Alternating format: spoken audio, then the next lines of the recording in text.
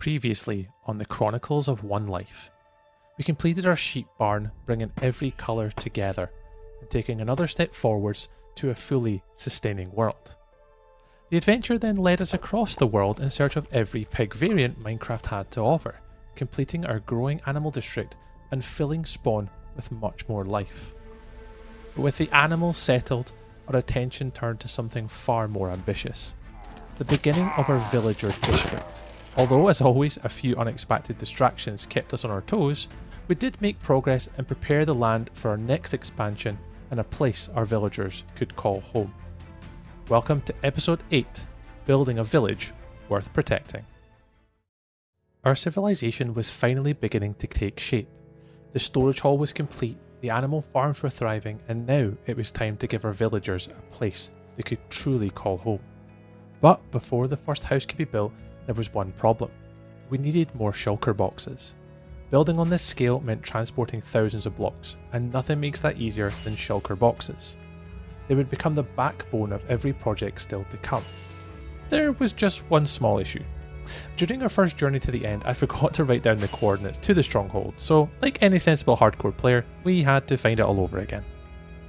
An end power pointed the way, and once more leading us back to familiar grounds towards the ancient portal that had changed this world forever. Our destination was the end, not to fight a dragon this time, but to gather the resources that would help us build a civilization worthy of this world. But the end felt very different this time. Gone were the endless bridges stretching across the void. Instead, our elytra carried us effortlessly between the islands, following the routes we had carved out during our first expedition. But even with the freedom of flight, the end demands respect. One careless landing, one missed firework, one accidental glance at an Enderman, and this chronicle could still come to an end whenever I maybe wasn't paying attention. So our destination wasn't treasure this time, it was preparation. We were here for one resource above all else, those Shulker Shells. The first city came into view, small, almost abandoned. There was only a handful of shulkers to defeat, but every shell brought us one step closer to our goal. But with a little bit of attention to our previously marked out maps, something familiar appeared on the horizon. The very end city where we had first claimed our elytra. Returning here felt strangely nostalgic. What was once the greatest challenge we'd ever faced had become familiar ground. We carefully cleared the remaining shulkers, avoiding their levitation attacks while making sure every flight stayed under control. Because in hardcore, confidence is earned, but overconfidence can end everything. From this city, we did check some of the chests that we did miss previously, and managed to gather a few of those shulkers that we were much looking for. With every corner came a little bit more danger. By avoiding the sort of traps that was laid in front of us, we did manage to stay out of trouble, although risking it a few times by flying over the void probably wasn't our best idea. But with one final city waiting in the distance, it held exactly what we needed: the final Shulker Shells. Enough to craft 10 new shulker boxes, transforming the way we'd build from this point forward. Every major project ahead would be easier because of this journey. We didn't come to the end looking for adventure, we came looking for the tools to build a civilization. And with our packs finally full, it was time to head home once again.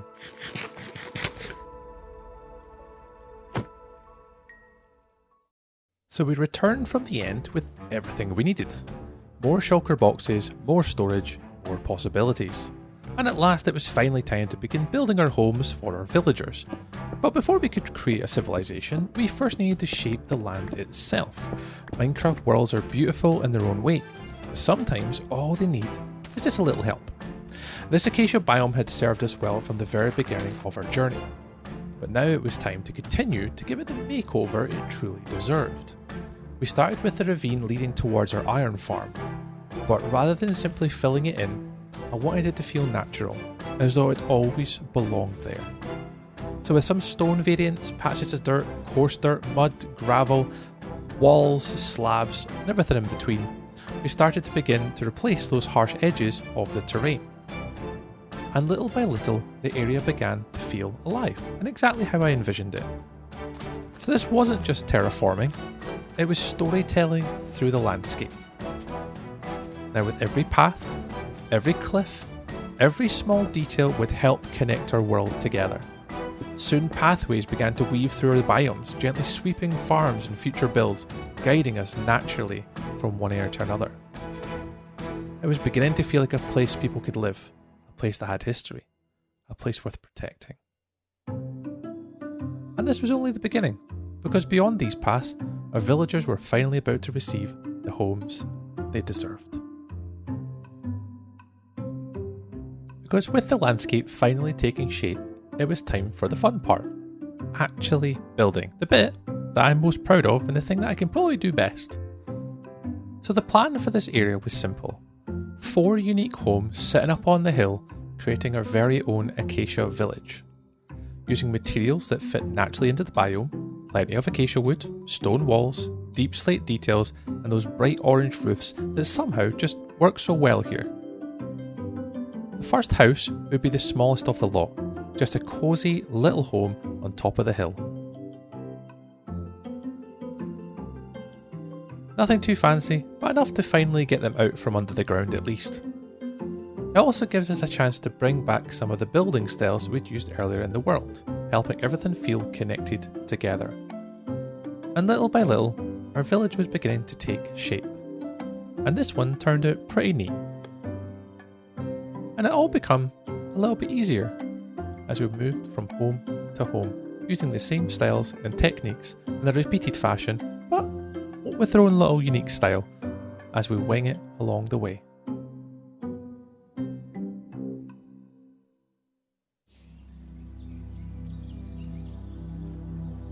Now, of course, one house was never going to be enough. And as I got more adventurous, the homes did start to get a little bit bigger. We'll start with this one in the lower right corner, closest to the sheep barn from our previous episodes.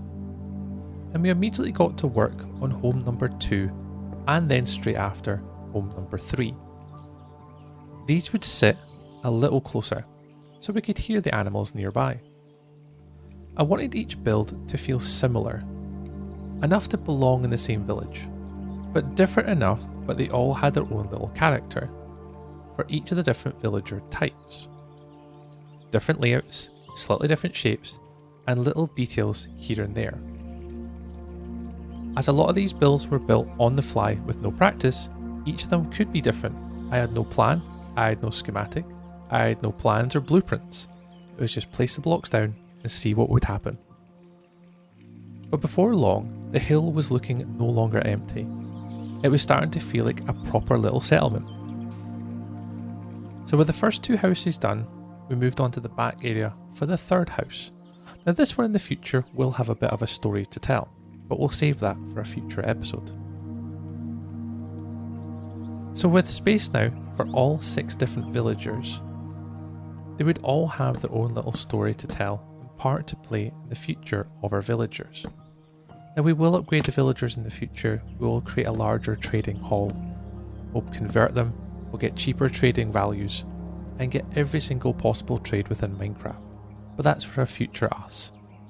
As of right now, it's somewhere to protect our initial starting villagers that we want to protect and keep, not just for now, but for the end of the world, somewhere that we can remember where we began and how we began that adventure.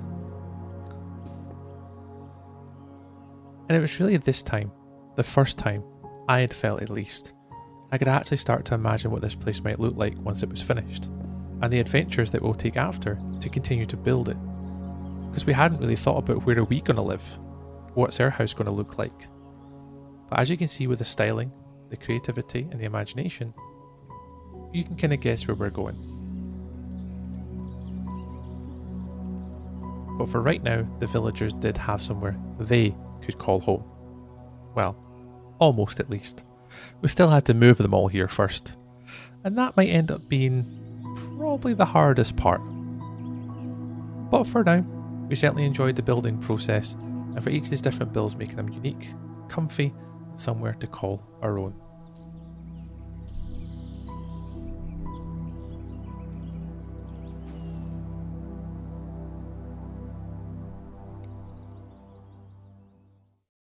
So with the first homes complete, there was only one thing missing. The actual villagers. 6 of them to be exact for now. 2 toolsmiths, 2 armourers and 2 weaponsmiths. And thankfully we had our trusty Happy Gas to help us with this short journey, which is still a bit odd to say. It wasn't long before we arrived at the temporary village holding area, ready to begin moving our first residents into their new homes. Now, getting the villagers into the Ghast wasn't too easy. We're trying to get them into boats with a little bit of persuasion.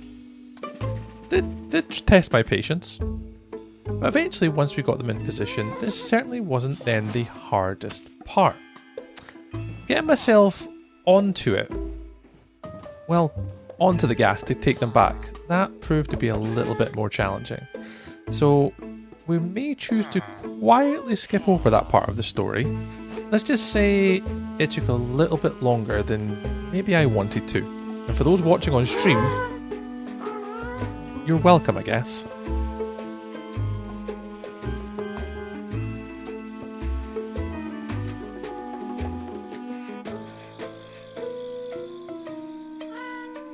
Yep.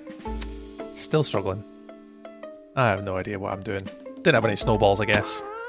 Well, eventually we were airborne once again. The first villagers to move in would be our toolsmiths. Using a boat on a lead, we carefully guided them into position before quickly closing the doors behind them. Their new home was officially occupied. Now, using a little trapdoor just above the front door, this would keep them in position to save them from escaping outside the front.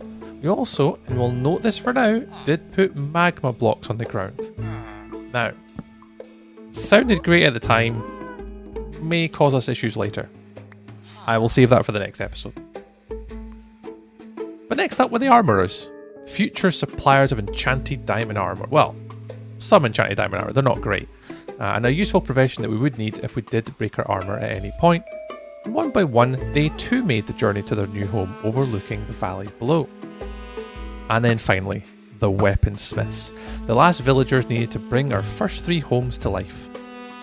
What had started as a few empty buildings on a hill was finally beginning to feel like a real village. Paths, houses, and now people. Spawn was no longer simply a place where we survived. It was a place where civilization could truly thrive. But there was still one final home left to build, and the mountain itself still needed a little bit more work. But these two, well, they'll definitely have a story to tell in the future. We'll come back, as I said, in the next episode and talk about what happened.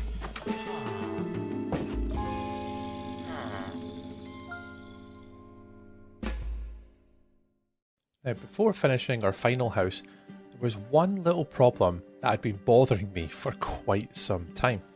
This mountain to the north just looked strange. The shape didn't quite fit the area, and it felt like it had been left unfinished by the world itself, so naturally I got distracted.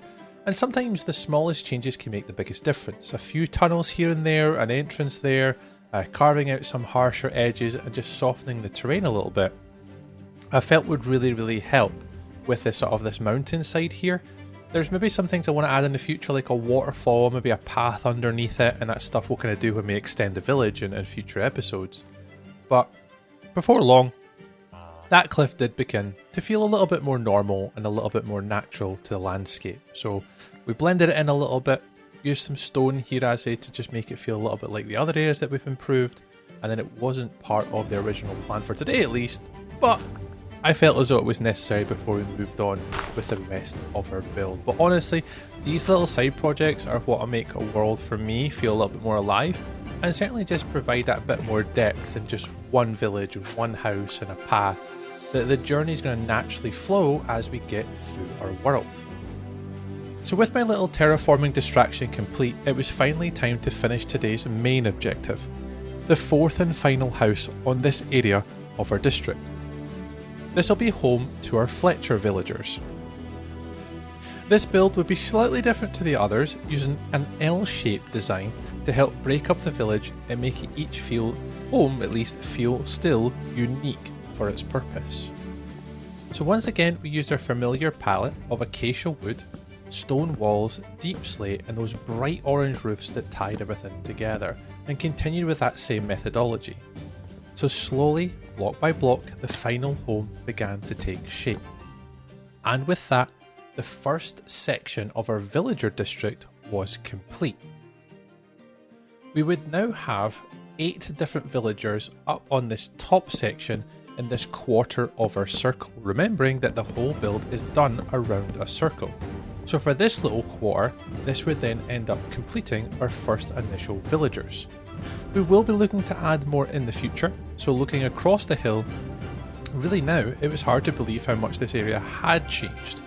So that was once empty Acacia biome was becoming a thriving village, and with me now envisioning what that is then therefore going to look like in the not too distant future.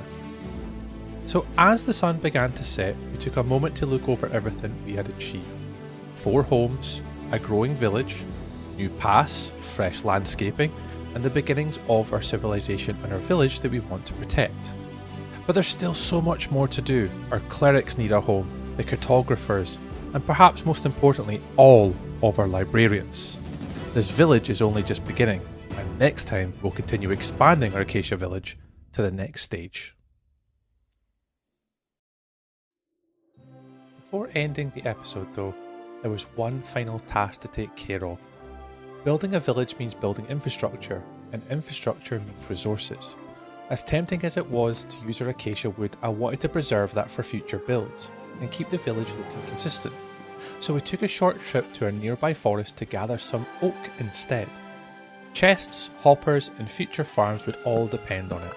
Sometimes the little resourcey strips are just as important as the big adventures, although can be risky. We felt safe enough to do this. So we chopped down a few trees, gathered some oak, and this would allow us to convert that into chests to then be used with our iron to create hoppers to transport our resources from our farm that we're about to make.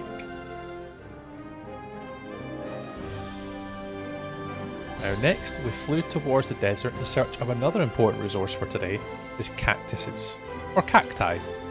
Not the most exciting block in Minecraft, but an incredibly useful one. Green dye, decoration, and perhaps most importantly, a steady supply of materials for future projects. We only needed a few to get started, and after that, nature could do the rest.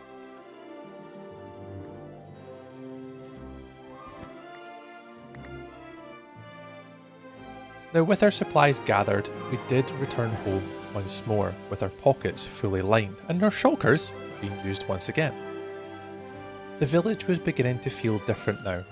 Every journey away from spawn made coming back feel even more rewarding. But for our final project of the day, well, we would face building a small cactus farm. Now I'm a builder, not much of a redstoner, but I thought I'm sure I could manage this one. So tucked neatly inside our growing settlement, I would build inside of the silo for the very first time. We are going to be building 3 different farms in here on 3 different layers, however we'll start today with our cactus. It won't be the most efficient in the world, and I built it purely from memory, but it'll do the job for now. One more system, quietly working away in the background. One more step towards creating a civilization capable of supporting whatever ambitions and projects lie ahead. But looking back from today's episode and from our cactus farm, we've come a long way. We've achieved quite a lot. I'm very happy with our progress so far. We're not quite at 1,000 days so far. We're around about day 700 at this point, with 300 left to go in season 1. So from a simple hardcore survival world to farms, villages and a growing civilization, every episode adds another piece to the story. And somehow, we're still alive. And I'll take that as a win. And we haven't put ourselves in too much danger just yet, but the journey is far from over.